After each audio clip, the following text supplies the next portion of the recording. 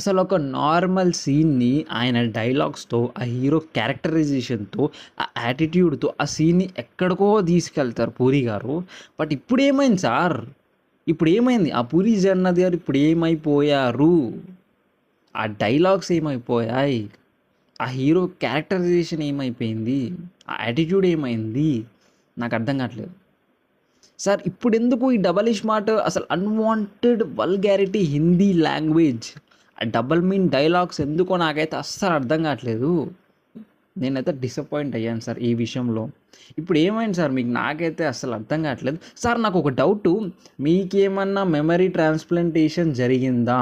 మీ memory వేరే వాళ్ళకి పెట్టారా? లేకపోతే వేరే వాళ్ళ మెమరీ మీకు పెట్టారా? నాకైతే అర్థం కావట్లేదు సార్. సో, ఇట్స్ ఫన్ అంతే.